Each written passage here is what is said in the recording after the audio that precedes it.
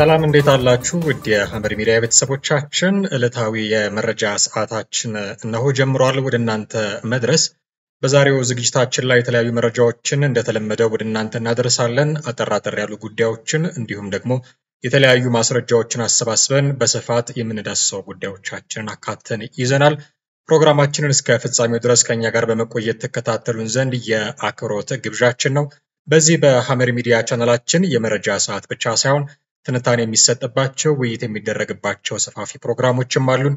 እንግዶችንም ወደ እናንተ እየጋበዝን በወቅታዊ ጉዳዮች ላይ ትኩረት ተደርጎ የሚቀርቡ ዝግጅቶችንም እንደምናቀርብ ይታወቃል። እነዚህን ሁሉ ፕሮግራሞች በቀዳሚነት ማግኘት ይችሉ ዘንድ ቻናላችንን ሰብስክራይብ ማድረግዎንና የደወል ምልክቱን መጫኖን አይዘንጉ። ቪዲዮቻችንንም እንዲሁም ሼርና ላይክ ቢያደርጉልን ይህንን መሰል ፕሮግራሞቻችንን ብዙዎች ጋር እንዲደርሱ ታደርጉልናላችሁና እሱን ማድረጋችሁን አትዘንጉ እያልን በቀጥታ ወደ ዛሬው የመረጃ ሰዓታችን የምናልፍ ነው የሚሆነው። እንግዲህ ከሰሞኑ በጣም አወዛጋቢ የሆነ ጉዳይ በኢትዮጵያ ኦርቶዶክስ ተዋሕዶ ቤተክርስቲያን መከሰቱ ይታወቃል። ብፁዕ አቡነ ገብርኤል ከተባሉት ጳጳስ ጋር በተያያዘ አንድ የተሳሳተ ትምህርት አስተላልፈዋል በሚል በርካታ ውዝግብ በማህበራዊ ሚዲያው ላይ በተለይም ሲሰራጭ ታይቷል። ቅዱስ ሲኖዶስም የብፁዕ አቡነ ገብርኤልን ትምህርት በአንክሮ እንደሚከታተለው መግለጫ መስጠቱ ይታወቃል። ዛሬ ደግሞ ብፁዕ አቡነ ገብርኤል ያንን ትምህርት ያስተላለፉበት የፍኖተ ጽድቅ መንፈሳዊ ማህበር ላይ መመሪያ ተላልፏል። ይህ መመሪያ ምንድነው የሚለው ለፍኖተ ጽድቅ ጠቅላላ ማህበር በተጻፈ ደብዳቤ ማህበሩ ከተቋቋመበት ዓላማ ውጪ ርቱ እምነትን ከስነ ምግባር ጋር ይዞ የሚኖረውን ህዝበ ክርስቲያን ያሳዘነና ቅድስት ቤተክርስቲያናችንን ለጠላት መሳለቂያ እንድትሆን ያደረገ ከቤተ ክርስቲያናችን አስተምሮ ጋር የሚቃረን እመቤታችን ቤዛ አይደለችም የሚል ጤናማ ያልሆነ ትምህርት ሚያዝያ 10 ቀን 2017 ዓ.ም በማህበሩ ሚዲያ ማስተላለፉን እንደተመለከተ ገልጾ የማህበራት ምዝገባ ክትትልና ቁጥጥር መምሪያው በቅዱስ ሲኖዶስ ምልዓተ ጉባኤ ጸድቆ በተሰጠው ደንብ መሰረት በማህበራት መንፈሳዊ እንቅስቃሴ ዙሪያ ጥያቄ የሚያስነሱ ጉዳዮች ሲፈጠሩ ተገቢውን ክትትልና አስፈላጊውን እርምት የመስጠት ኃላፊነት ያለበት በመሆኑ በደብዳቤው ለተጠቀሱ 5 ነጥቦችን በማህበሩ በኩል አስቸኳይ ምላሽ እንዲሰጣቸው ሲል በጥብቅ አሳስቧል። በዚህ በወጣው ደብዳቤ ላይም 5 የሚሆኑ ጉዳዮች ተዘርዝረዋል። ሙሉ መግለጫውን እንዲህ አነብላችኋለሁኝ። ጉዳዩ ማብራሪያ መጠየቅን ይመለከታል ይላል። የፍኖተ ጽድቅ መንፈሳዊ ማህበር የቤተ ክርስቲያናችንን ዶግማ፣ ቀኖናና ታሪካዊ የተቀደሰ ትውፊት በማክበር መንፈሳዊ ተግባራትን እንዲያከናውን በማህበራት መተዳደሪያ ደንብ አንቀጽ 9፣ 10 እና 11 መሰረት ፈቃድ ተሰጥቶት የሚንቀሳቀስ ማህበሩ መሆኑ ይታወቃል። ይሁን እንጂ ማህበሩ ከተቋቋመበት ዓላማ ውጪ ርቱ እምነትን ከስነ ምግባር ጋር ይዞ የሚኖረውን ህዝበ ክርስቲያን ያሳዘነ፣ እናት ቅድስት ቤተክርስቲያናችንን ለጠላት መሳለቂያ እንድትሆን ያደረገ፣ ከቤተ ክርስቲያናችን አስተምሮ ጋር የሚቃረን፣ እመቤታችን ቤዛ አይደለችም የሚል ጤናማ ያልሆነ ትምህርት ሚያዝያ 10 ቀን 2017 ዓ.ም በሚዲያው ማስተላለፉን ተመልክተናል። በመሆኑም የማህበራት ምዝገባ ክትትልና ቁጥጥር መምሪያው በቅዱስ ሲኖዶስ ምልዓተ ጉባኤ ጸድቆ በተሰጠው ደንብ መሰረት በማህበራት መንፈሳዊ እንቅስቃሴ ዙሪያ ጥያቄ የሚያስነሱ ጉዳዮች ሲፈጠሩ ተገቢውን ክትትልና አስፈላጊውን እርምት የመስጠት ኃላፊነት አለበት። ስለሆነም አንደኛ፣ በፍኖተ ጽድቅ ጠቅላላ መንፈሳዊ ማህበር ሚዲያ ሚያዝያ 10 ቀን 2017 ዓ.ም የተላለፈው ትምህርት የተቀረጸበትን ሂደትና ከተቀረጸ በኋላ ኤዲት የተደረገ መሆን አለመሆኑን፣ ሁለተኛም ትምህርቱ ኤዲት ተደርጓል ከተባለ ከኢትዮጵያ ኦርቶዶክስ ተዋሕዶ ቤተክርስቲያን የነገረ ማርያም አስተምሮ አንጻር ሕጸጽ ያለበት ትምህርት መሆኑ እየታወቀ ከነስህተቱ ለምን በማህበራዊ ሚዲያው እንደተላለፈም፣ ሶስተኛም መላው ኦርቶዶክሳውያንን ያሳዘነው ይህ የስህተት ትምህርት ሁሉም የቤተ ክርስቲያናችን ሊቃውንትና ምዕመናን ተሰባስበው መከራ መስቀሉን በሚያስቡበት በበዓለ ስቅለት እንዲተላለፍ የተደረገበት ዓላማ፣ አራተኛም የተላለፈው ትምህርት ሕጸጽ ያለበት መሆኑ ከታወቀ በኋላ በማህበሩ አስተዳደር በኩል የተወሰደ የማስተካከያ እርምት መኖር አለመኖሩን፣ አምስተኛም በአጠቃላይ ማህበሩ ከቅድስት ቤተክርስቲያናችን አስተምሮ ያፈነገጠ ስሁታዊ ትምህርት በሚዲያው እንዴት ሊያስተላልፍ እንደቻለ ከነ ምክንያቱ ዝርዝር ማብራሪያ በማዘጋጀት ከተሰጠው ሙሉ የትምህርት ቅጂ ጋር ይህ ደብዳቤ በደረሳቸው 3 የሥራ ቀናት ውስጥ ለመምሪያችን እንድታቀርቡ እየገለጽን በሚዲያችሁ የተላለፈውን ትምህርት በአስቸኳይ ከአየር ላይ እንዲወርድ ታደርጉ ዘንድም በጥብቅ እናሳውቃለን ይላሉ አባ ዲዮስቆሮስ ናቸው ይህንን መመሪያ ያስተላለፉት። በኢትዮጵያ ኦርቶዶክስ ተዋሕዶ ቤተክርስቲያን መንበረ ፓትርያርክ ጠቅላይ ጽሕፈት ቤት የቅርስ ጥበቃ አስተዳደር የማህበራት ምዝገባ ክትትልና ቁጥጥር ዋና ሊቀ ጳጳስ ናቸው። ወደ ቀጣይ መረጃዎቻችን እናልፋለን። ግብጽና ጅቡቲ የቀይ ባህርንና የኤደን ባህረ ሰላጤ የአስተዳደርና ጸጥታ ጉዳይ የውሃ አካላቱን የሚጎራበቱ ሀገራት ብቸኛ ኃላፊነት እንደሆነ መስማማታቸውን የግብፁ ፕሬዝዳንት አብዱል ፈታህ አልሲሲ ተናግረዋል። አብዱል ፈታህ አልሲሲ ለይፋዊ የአንድ ቀን ጉብኝት ወደ ጅቡቲ ተጉዘው የነበሩት የግብፁ ፕሬዝዳንት አልሲሲ ከሀገሪቱ ፕሬዝዳንት ኢስማኤል ኦማር ጌሌ ጋር ተገናኝተው ንግግር አድርገዋል። ሁለቱ መሪዎች ቀጠናዊ ጉዳዮች ላይ መነጋገራቸውን የገለጹት የጅቡቲው ፕሬዝዳንት ኢስማኤል በዚህ ንግግር የሶማሊያና ሱዳን ጉዳይ መነሳቱንም ጠቅሰዋል። እንደ ፕሬዝዳንት ኢስማኤል ገለጻ ከሆነ ሁለቱ መሪዎች የተነጋገሩበት ሌላኛው ቀጠናዊ ጉዳይ የቀይ ባህርና ኤደን ባህረ ሰላጤን የሚመለከት ነው።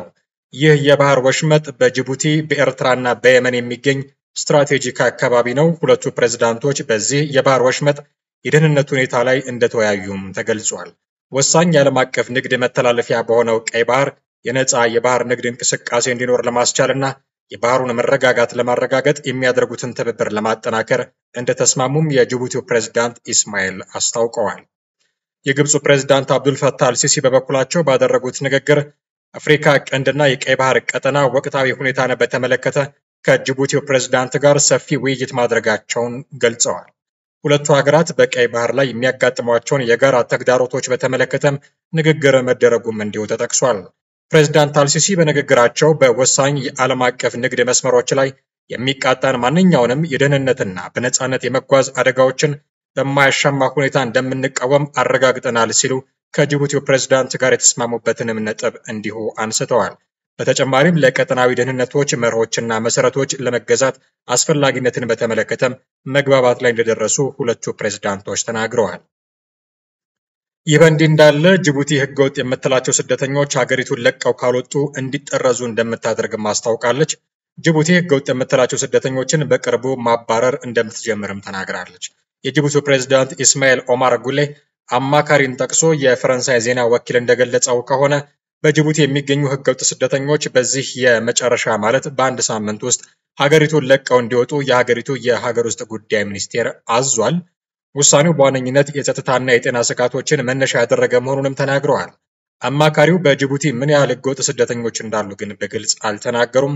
ጅቡቲ ለበርካታ የኢትዮጵያ፣ የሶማሊያና የኤርትራ ስደተኞች ወደ ሀብታሞቹ የመካከለኛው ምስራቅ አገራት መሸጋገሪያ እንደሆነች እንዲሁ ይታወቃል። የተባበሩት መንግስታት ድርጅት እንዳስታወቀው በጎርጎሮሳውያኑ አቆጣጠር 2024 ብቻ በጅቡቲ አድርገው ወደ ሌሎች ሀገራት ለመሻገር የሞከሩ ቢያንስ የ558 ስደተኞች ህይወት አልፈዋል። ይቺ ጅቡቲ እንግዲህ ኢትዮጵያውያን በቅርብ ጊዜ ከሀገሪቱ ለቀው እንዲወጡ በተደጋጋሚ ትዕዛዝ መስጠቷ ይታወቃል።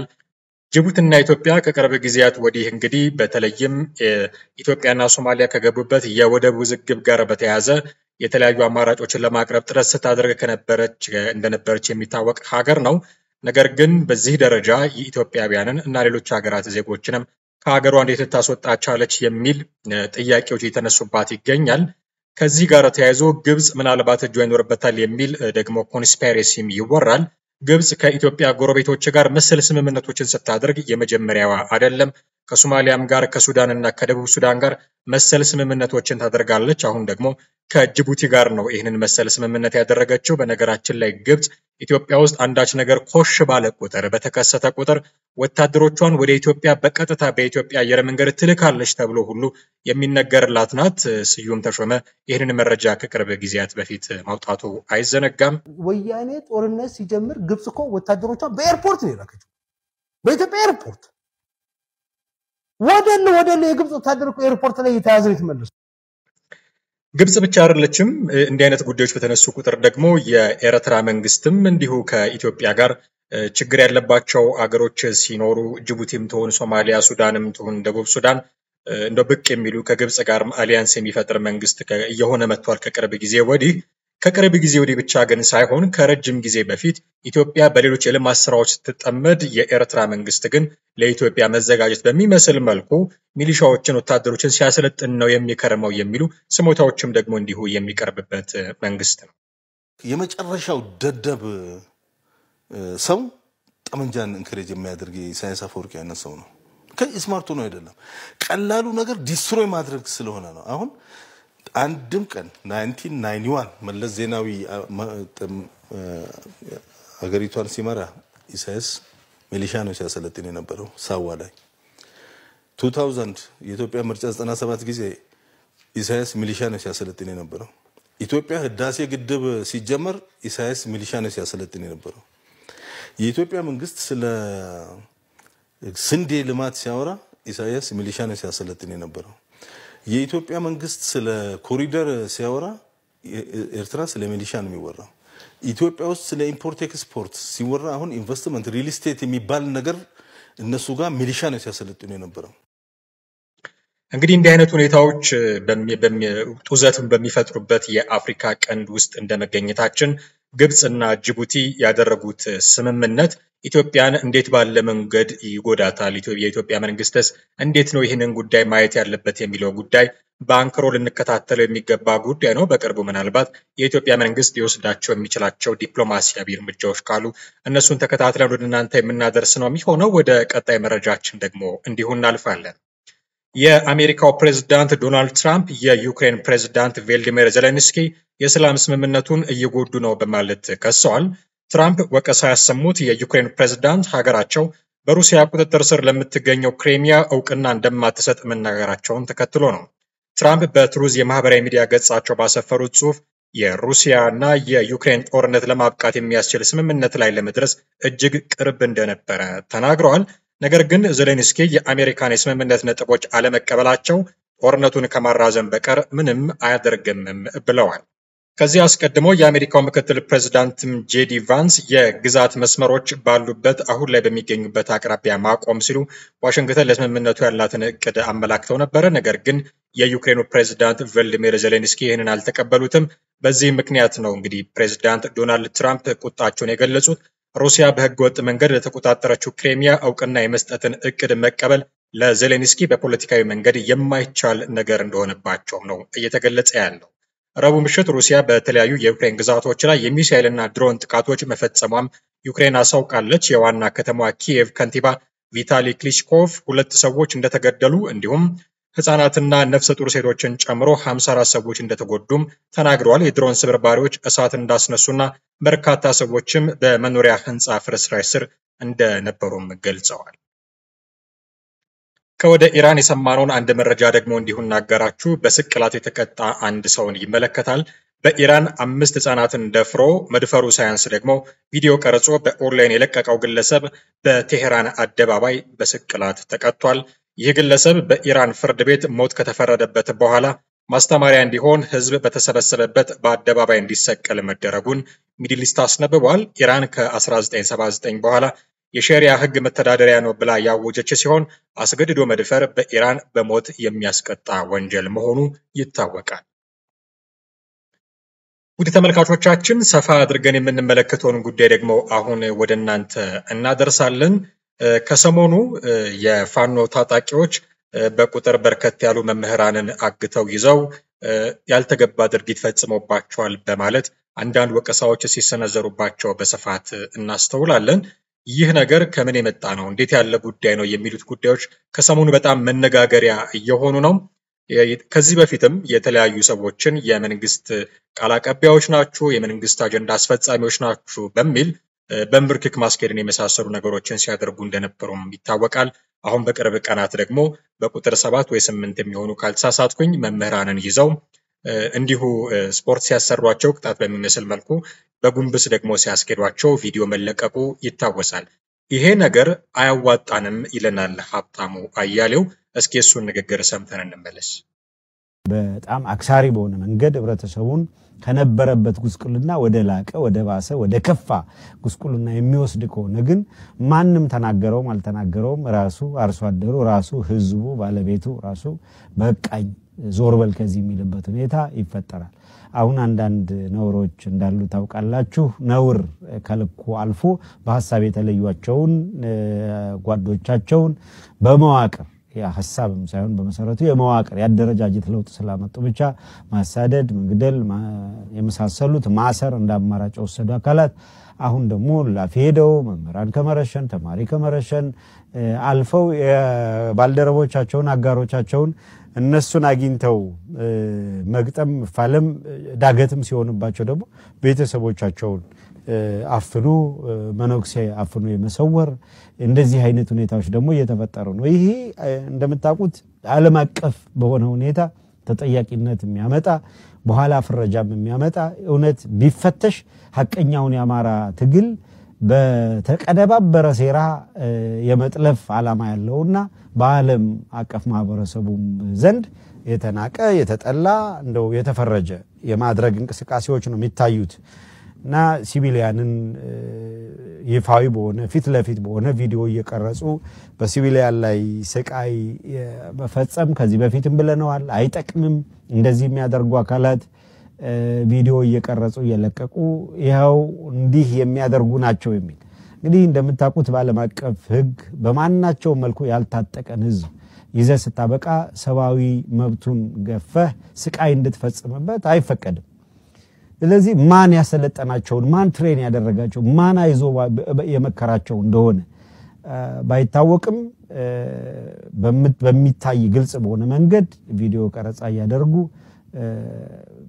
በሲቪሊያን በሆኑ ያልታጠቁ አካላትን የት አካባቢ እንደያዟቸው ለምን እንደያዟቸው ጭምር በቪዲዮ እየተናገሩ ከዛ በኋላ ስቃይ እየፈጸሙ ያንን ደግሞ ቪዲዮ ቀርጸው ለአማራ ህልውና ምንታገልነን የሚል ስም ይሰጣሉና የአማራ ህዝብ የህልውና ትግል እንኳንስ ሲቪሊያንን የራሱን ልጆች በማናቸው መልኩ የተለየ ሐሳብ ቢኖራቸው ያልታጠቁ ሲቪሊያንን ማሰቃየት ቀርቶ ታጥቆ የመጣውን እና ሊገለው መጥቶ የማረከውን ሲያሳዩን ውሃ ሲሰጡ ጠላ ሲሰጡ ምግብ ሲያቀርቡ አሳይተውን ሲያበቁ ነው የገዛ ወገኖቻቸውን ደግሞ አይነት የሚታየው ፓራዶክስም ስላለው እንዲታረም በተለያየ ጊዜ ደግሞ ሲነገርም ዝም ብሎ መጓተት ስላለ ሰው ትክክል አይደለም። እንዲህ ያደረጉ ያሉ አካላት ጥቂት ቡድኖች ናቸው።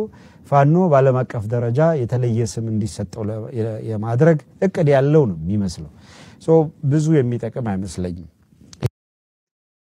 እንዲህ አይነት ጉዳዮች ግን ከምን የመጡ ናቸው የሚል ጥያቄ ስናነሳ የአማራ ትግል መሪው ሰው መሆን ሲጀምር የመጣ ጉዳይ ነው የሚል ትንታኔ ደግሞ የሚሰጡ ሰዎች አሉ። አኪላ በሚባል ስም የሚታወቀው የአማራ አንድነት የሚባል እንቅስቃሴ መሪም እንደሆነ የሚታወቀው አኪላ የሚባለው ግለሰብ የአማራ ትግል መሪው ሰው መሆን ከጀመረ በኋላ እንዲህ አይነት ጉዳዮች ይፈጠራሉ የሚል ትችት ሲያቀርብ እንሰማለን። መሪ መሆን ያለበት አቋማችን አላማችን መሆን ሲገባው አሁን ገና በትግል ላይ ያለን መሪዎች ሰዎች መሆናቸው ያመጣው ችግር ነው ይላል። እስኪ ደግሞ የሱን ንግግር ሰምተን እንመለስ። የአማራ ትግል መሪ ጥያቄው ነው። ከዛ በኋላ ያ ጥያቄ ወደ ሰውነት ይቀየራል። ለምሳሌ የአማራ ትግል ወልቃይት ብረሳሽ ቀኝ ተርሳኝ የሚል ትግል ነበር፣ ወልቃይትን ወደ አማራ ይመለስ። ይሄ ጥያቄ የአማራ ትግል መሪ ነው የነበር፣ ንጉሳችን እሱ ነበር። ያ ሐሳብ ወደ ሰውነት ተቀየረ። ዛሬ ኮሎኔል ደመቀ ዘውዱ የወልቃይት መሪ ነው። አየህ፣ አሁን ኮሎኔል ደመቀ ዘውዱ የወልቃይት መሪ ነው። ጨረሰ። ወልቃይት የኮሎኔል ደመቀ ዘውዱ መሪ ነበረች ሐሳቧ። ወልቃይት ብረሳሽ ቀኝ ተርሳኝ የምትለው ያችን ሐሳብ ወደ ሰውነት ወደ ወንበርነት ቀይሯታል። ፋኖችም ይሄን መረዳት ይኖርባቸው። ፋኖች የአማራን ህዝብ ጥያቄ ወደ ወንበርነት እንዲቀይሩ፣ ወደ ስልጣንነት እንዲቀይሩ፣ ወደ ሰውነት እንዲቀይሩ እንጂ መሪ አልሆኑ። አሁን የነሱም ሚስ አንደርስታንዲንግ አለ፣ የብዙም ሚስ አንደርስታንዲንግ አለ ብዬ ማስበው መሪ ገና አልሆኑ። መሪ እንደሆኑ ግን ያስባሉ። ማንም የመረጣቸው የለም። ኦኬ፣ እነሱ የሚመሩት ድርጅት ብቻ ነው ኃላፊነታቸው። ከዛ ውጪ ለምሳሌ አደረጃጀት ፈጥረው ስፖክስ ፐርሰን መርጠው የፖለቲካ ዘርፍ ኃላፊ መርጠው ምክትል መርጠው ጋዜጣዊ መግለጫ እየሰጡ የሚደራደሩትም እንደራደራለን ድርድር አስፈላጊ አይደለም እያሉ እየተከራከሩ ነው አይደል? ትክክል። ድርጅታቸውን ነው የሚወክሉ። ለምሳሌ ዘመነ ካሴ መሪነቱ ለጎጃም እዝ ነው። ሸዋ ቢሄድ ሂዝ ነው ባይ ራንደም ሰው በእንግድነት ሊቀበሉት ይችላል። ሪሊ ማንንም ግን እንትና ተኩስ ወደዚህ እንትና ተኛ ማለት አይችልም። የዛ የሸዋ ላይ ያለው አደረጃጀቶች መሪዎች አሏቸው። የአደረጃጀት መሪ ናቸው፣ የህዝብ መሪ አይደሉም። you get me? አንድ ሰው መሪ የሚሆነው በህዝብ ሲመረጥ ነው። ስለዚህ የአማራ ህዝብ መሪ ግን ሁላችንም የሰበሰበ ሁላችንም የምንታዘዝለት አንድ ነገር አለ አይደል? ጥያቄ። ለምሳሌ የአማራ ጄኖሳይድ መቀልበስ አለበት፣ ይሄ መሪያችን። ይሄን ስታሳካ ሽልማቱ ወንበር ነው፣ ሽልማቱ ስልጣን ነው። ልክ ኮርኔል ደመቀ ዘውዱ ወልቃይት ብረሳሽ ቀኝ ተርሳኝ መሪው ነበር ሐሳብ። ያን ሐሳብ ሲያሳካ ወንበሩንም ይዞታል፣ ታይትሉንም አግኝቶታል። አሁን እነሱ ሳያሳኩ እንዴት ነው ሎተሪ ሳይደርስ ወይም ደሞዝ ሳይመጣ በደሞዝ ልትበላ አትችልም። ኦኬ ልትበደር ትችላለህ። ሰው አምኖ ድርድርም ምናምንም የሚጠሩት እኮ ሰዎች ነገ መሪ ይሆናሉ በሚል ደሞዝን ተማምኖ፣ ለምሳሌ በወር መጨረሻ ለሚደርስ ደሞዝ ሰው ክሬዲት ሊሰጥ ይችላል። አሁን ስለ ድርድር ምሰማው በየቦታው በሚዲያ የሚያወሩት ሰዎች ነገ ያላቸውን ቫልዩ አይተው እነዚህ ሰዎች ቢደመሰሱ የሚያዋራቸው ሰው አለ ወይም ሰራዊታቸው ቢበተን። ለምሳሌ አሁን ዘመነ ካሴ እንደ ኤግዛምፕል እንውሰድና ሰራዊት አለ።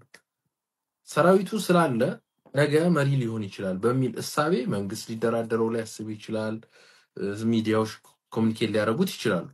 ያ ሰራዊት ቢበተን እንደው አያደርገውና እነዛ ሰዎች ይኖራሉ አይኖሩ? አየህ፣ ስለዚህ አቺቭ አላደረገው ብድር ላይ ነው ገና ያለው። ይሄንን ፋኖ ማህበረሰቡ መረዳት አለበት። ለዚህ ነው አየህ ስልጣን ላይ እንዳሉ የሚሰማቸው ብዙ ታጋዮች አሉ አይደሉም፣ ገና ትግል ላይ ነው ያሉት። ስልጣን ላይ ነኝ ብለህ ስታስብ የምታደርገውና ትግል ላይ ነኝ ብለህ ስታስብ የምታደርገው ሁለቱ የተለያየ ነው። ይሄ ነው አሁን ችግርም የፈጠረው። አየህ እንዳትናገረኝ ይላል። እንኳን አሁን ታጋይ ሆነ ብዙ ነገር ልታጠፋ በምትችልበት ሰዓት ቢኮዝ ታጋይ ስትሆን ሩልስ የለህም፣ ሬጉሌሽን የለህም፣ ኮንትሮል የሚያደርግ የለም። መሪ ሆነህም መተቸት አለብህ። ያንን መለማመድ አለ። ምንድነው የሚያስፈር? ጥሩ ከሰሩኩ ማንም ሰው አይተችም። የአማራ ህዝብ እንደውም አንድ ማይታማበት ነገር ቢኖር መሪውን በጣም እንደ እንቁላል ነው የሚንከባከብ። ለዚህ የአኪላ ንግግር እንደ ማሳያ የሚቀርቡት ሁለት ሰዎች በአሁን ሰዓት እስክንድር ነጋና ኮሎኔል ደመቀ ዘውዱ እየሆኑ ነው። በእስክንድር ነጋ ዙሪያ የሚነሱ ጉዳዮች አሉ። እስክንድር ነጋ ትግሉን ወደ ራሱ አቅጣጫ ቀይሮታል። እሱ መሪ ከሆነ በኋላ እንዲህ አይነት ነገሮች ተፈጠሩ እየተባሉ ብዙ ይነሳሉ። ነገር ግን የእስክንድር ነጋ አደረጃጀት የግንቦት ሰባት ቅሪት ነው እያሉም ደግሞ ትችት የሚሰነዝሩበት ሰዎችም እንዲሁ ከተለያዩ አቅጣጫዎች ብቅ እያሉ ነው። ይሄን ደግሞ እስክንድር ነጋ ላይ ክስ የቀረበበትን ምስል ደግሞ እስቲ ተከታትለን እንመለስ። የተወሰነን የሚታዘብኩትን ልበል። ይሄ ህዝባዊ ድርጅቱ ሲፈጠር ያው እንደተባለው ነው እንግዲህ ውህድ ድርጅት ነው። ሁሉም ሪሶርስ ያለው ነው። ሪሶርሱን ሁሉ ይዞ ነው የገባው። እንግዲህ ታችም ያሉት እንደሚናገሩት ገንዘብ ያለው ነበር፣ ብዙ ሰራዊት ያለው ነበር ወዘተ እና ከሆነ በኋላ አሁን ትልቁ ችግር ሆኖ ያገኘ ነው ድሮ ከግንቦት ሰባት ጀምሮ የመጣ ሲንከባለል የነበረ አማራውን ከግንቦት ሰባት ጋር ሆኖ ያደማ ያዳከመ ባልተደራጀ መንገድ የ2010 ለውጥ እንዲመጣና በአዴንና ኦህዴድ እንዲጫወቱበት ያደረገ ቡድን ነው። እንዳንደራጅ አድርጎ ሰንጎ ይዞ የምታስታውሱት ነው እንግዲህ በዚህ በአማራ ዘመናዊ የፖለቲካ ታሪክ ውስጥ እንደ ግንቦት ሰባት አይነት ፈተና ሆኖ ያለፈ ተሳክቶለትም አደናቅፎን ያለፈ አደረጃጀት አለ ብዬ ለመናገር አልችልም። ምክንያቱም የዓይን እማኝ ስለነበርኩ ከመጀመሪያው ጀምሮ እዛ ውስጥ የነበረው የሚያቀነቅነው በኢትዮጵያዊነት ስም ነው። ጸረ አማራነቱ ግን በስንት ትግል ነው። የዜጎች ሞቱ የሚለውን ቋንቋቸውን እንኳን በስንት ትግል ነው አማርኛ ተናጋሪዎች ሞቱ ወደሚል ያስቀየርናቸው። ከዛም በስንት ትግል ነው ከአማርኛ ተናጋሪዎች ተጨፈጨፉ ወደ አማራ ተጨፈጨፈ የሚል እያመማቸውም ቢሆን ግን ይሄ ስብስብ በጣም የሚገርም የክፍለ ሀገር ሜንታሊቲ ያለው በጣም የሚጠላ የተወሰኑ ክፍለ ሀገሮችን በጣም የሚጠላ በጎጠኝነት የሚፈርጅ ግን ደግሞ በጣም የሚጠላ ስብስብ ስሜት የሌለው ለዚህ ለአማራው ህዝብ መሪዎቹ ከታች አሉት ይሄ ቸገረን እንደዚህ ቆስሎብናል እንደዚህ ሆኗል ብለው በጣም እንባ እየቀራቸው ነው የሚናገሩት። ያንን ሰምተው ግን እንድረስላቸው ድጋፍ ይደረግ ሲባል አይሆንም ነው የሚሉት። እኔ እውነት ለመናገር ከነዚህ ሰዎች ጋር ሎጂካሊ ፌስ ቱ ፌስ ለመነጋገር እንኳን እድል አላገኘንም። የመጀመሪያው ያደረጉት ምንድነው? ገና ሲጀመር ጀምሮ በአምባጓሮና በጠብና በአምባጓሮ ነው ሐሳብህን አልወድም ትክክል አይደለም የሚሉ እንዳለ አንተን አልፈልግም በቃ ነው የሚሉ ምናም እንደዚህ ወይም ከመጣህበት አካባቢ ጋር ያገናኙሃል ወይም አንተን እንደዚህ ነው ይሉሃል ወይ በአዴን ነው ይሉሃል። ይሄ የተለመደው ከያፓ ጀምሮ የመጣው ስም የማጥፋት ሰውን ያልሆነውን ሁሉ የመለጠፍና ይሄ በሽታ ያለው ነውና እኔ ለአርበኛ እስክንድር በጣም አክብሮት ነው ያለኝ። በእኛ ዘመን በጣም የተከበሩ ከምንላቸው የአማራ ልሂቃን እስክንድርን የሚወዳደር የለም፣ አልነበረምም፣ የለምም። በዚህ በቅርቡ እኛ በደረስንበት ማለት ነው። በጣም ኢንቴግሪቲ ያለው የነበረውና ያለው ሰው ነው። ግን አንፎርቹኔትሊ አብረውት የሚቆሙት ሰዎች እንዳያቸዋቸው ናቸው። አንዳንዶቹ በጣም ከባድ በሆነ የፖለቲካ ድንቁርና የተመቱ በመሆናቸው ስትራቴጂ የማያውቁ ለውድቀት የዳረጉት ናቸው። አንዳንዶቹ ደግሞ ሆነ ብለው እሱን ተጠግተው ሳቦታጅ የሚያደርጉ ናቸው። እንዲህ አይነት ጥያቄ የተነሳ ያለው በእስክንድር ነጋ ላይ ብቻ አይደለም። እነ ኮሎኔል ደመቀ ዘውዱም የዚህ ሰለባ እየሆኑ ነው። ኮሎኔል ደመቀ ዘውዱ እንደሚታወቀው ወልቃይት አካባቢ አንዳች ጉዳይ ሲነሳ ስማቸው ቀድሞ የሚጠራ ሰው ናቸው። ከትግራይ ክልል ወደ ራሳቸው ግዛት አጠቃለው ከያዙ በኋላ ኮሎኔል ደመቀ ዘውዱ የዛ አካባቢ ምክትል አስተዳዳሪና የጸጥታ ዘርፍ ኃላፊ በመሆን እያገለገሉ ይገኛሉ። ነገር ግን ያንን አካባቢ ከነ ኮሎኔል ደመቀ ዘውዱ ማስለቀቅና ፋኖ መግባት አለበት የሚል አቋም ያላቸው ሰዎች አሉ። ወልቃይት ብረሳሽ ቀኝ ትርሳኝ የሚለው ያ መሪ ሐሳብ አሁን በነ ኮሎኔል ደመቁ መሪነት ስለተተካ እንዲህ አይነት ጉዳዮች ተፈጥሯል የሚሉ ሐሳቦችን ቀደም አኪላ ሲያነሳ ነበረ። አሁን ደግሞ ቀጥለን የምንሰማቸው ሰዎችም የብልጽግና ተለጣፊዎች ናቸው፣ የመንግስት ሰዎች ናቸው። እዛ አካባቢ የተከዜ ዘብ የሚባል ኃይል የሚያሰለጥኑትም እነሱ እንደሚሉት ለህወሓት ሳይሆን ፋኖ ወደዛ አካባቢ እንዳይገባ ለማድረግ ነው የሚል ደግሞ እንዲሁ የሴራ ትንተና የሚሰጡ ሰዎች አሉ። እስኪንንም ደግሞ ሰምተን እንመለስ። ነው በቀጠናው አሁን ላይ እየተባለም ያለው እርግጥና ኮሎኔል ደመቀ ዘውዱ ያኔ በአማራ ትግል ላይ ከፍተኛ አስተዋጽኦ ያደረጉ ግንባር ቀደም ሰው ናቸው፣ ሊከበሩ የሚገባቸው ሰው ናቸው። ግን አሁን ላይ ከብልጽግና መዋቅር ጋር አብሮ በመሆን የወልቃይት ጠገዴ ሰቲት ሁመራ ዞን አስተዳደርን በመምራትም ላይ ናቸው። በዚያም ላይ የአገዛዙ ኃይልም ዋነኛ መመሸጊያ ያደረገው የወልቃይት ጠገዴን ቀጠና ነው። አሁን ላይም እንደውም የተከዜ ዘብ በሚል ራሳቸው ኃይል በማሰልጠን ከህወሓት ሊቃጣ የሚችል ኃይል ለመመከት ነው እያሉ በተደጋጋሚ ይደመጣል። ይሁንና ግን ሌላኛው አጀንዳቸውን ፋኖ ወደ ቀጠናው እንዳይገባና የነሱ ኃይል ብቻ እንዲንቀሳቀስ የሚያደርጉ አይነት ሐሳቦችን በተደጋጋሚ ሲያነሱ ይሰማል። ሁለተኛው ብልጽግና ለወልቃይት ጠገዴ ምላሽ ጥያቄያቸው እንደተመለሰለት የወልቃይት ጠገዴ ህዝብ ያነሳሉና ዋናው የወልቃይት ጠገዴ ጉዳይ የወልቃይት ወይም የጎንደር ህዝብ ብቻ ሳይሆን የአማራም ህዝብ ጉዳይ ብቻ ነው። ወልቃይት ጠገዴ ብቻ ሳይሆን የራያን ጉዳይ፣ የመተከልን ጉዳይ ማንሳት እንችላለን። የሸዋ ደራንም ጉዳይና ሌሎች ጥያቄዎችም አንዱ ፋኖም የተነሳበት ትልቅ ጉዳይ ነውና ከዚህ አንፃር ለወልቃይት ጠገዴ ህዝብ ወይም ለአማራ ህዝብ ጥያቄው ተመልሷል ማለት ይቻላል ወይ? አሁን ላይ እሺ፣ አመሰግናለሁ። በድጋሚ እንግዲህ እንደተገለጸው ነው። የመጀመሪያው ቅድም ገልጫለሁ። የወልቃይት ጠገዴ ጉዳይ በብልጽግና በኩል ሊፈታ አይችልም፣ ሊረጋገጥም አይችልም። የመጀመሪያው ትልቁ ልንሳሳተው የምንችለው ነገር ምንድነው? ብልጽግና ወልቃይት ጠገዴን አላስመለሰም። ማስመለስ ብቻ ሳይሆን አለማስመለስ ብቻም ሳይሆን የወልቃይት ጠገዴ ህዝብ በወልቃይት ህዝብ በአማራ ህዝብ ትግል ህዝቡ ተመልሶ ወደ ቀጠናው ወደ አገሩ ቢገባ አሁን እየኖረበት ያለ ቢሆንም ነገር ግን ብልጽግና ይሄን ሊያረጋግጥ አይችልም፣ አቅምም የለውም። የወልቃይት ጠገዴ ጉዳይ የሚረጋገጠው የአማራ ህዝብ የትግራይ ህዝብ ሲመክሩ በኢትዮጵያ ውስጥ እንደ ነቀርሳ አንዱን ካንዱ እያጣላ ያለው